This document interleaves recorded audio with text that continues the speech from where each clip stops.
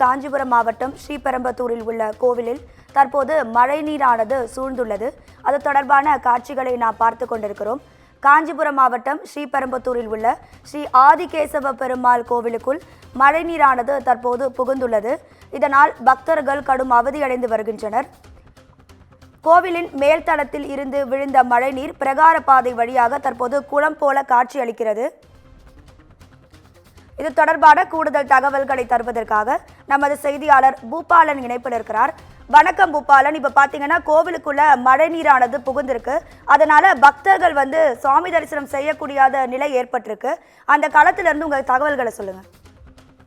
கண்டிப்பாக ராதிகா, வங்க கடலில் உருவாகியுள்ள பென்சல் புயல் காரணமாக நேற்று இரவு முதலே தொடர்ந்து மிதமான மழை பெய்திருந்தாலும் கூட இன்று காலை முதல் காஞ்சிபுரம் மாவட்டம் ஸ்ரீபெரும்புத்தூரில் பல இடங்களில் காற்றுடன் கூடிய கனமழையானது காணப்பட்டு வந்தது.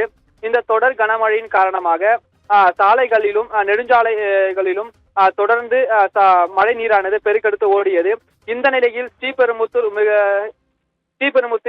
மிக பிரசித்தி பெற்ற ஸ்தலமாக விளங்கக்கூடிய ராமானுஜர் அவதரித்த ஆதிகேசவ பெருமாள் திருக்கோவிலில் தண்ணீர் புகுந்து மட்டுமல்லாமல் கோவில் மேல் தளத்திலும் இருந்து விழும் தண்ணீரால் பிரகாரம் பாதல் முழுவதும் தேங்கி குளம் ஒன்று காணப்பட்டு வருகிறது.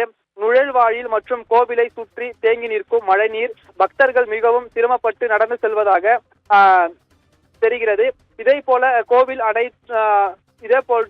கோவிலில் அனைத்து பகுதிகளிலும் மழைநீர் வெளியேற வழி இல்லாமல் இருப்பதால் பக்தர்கள் மிக அவதி உற்று வருகின்றனர். அதாவது பக்தர்கள் கோரிக்கையாக கோவிலின் அருகாமையிலும் வடிகால் அமைத்து மழைநீர் போவதற்கான வழிவகை செய்ய வேண்டும் என கோரிக்கை விடுத்து வருகின்றனர்.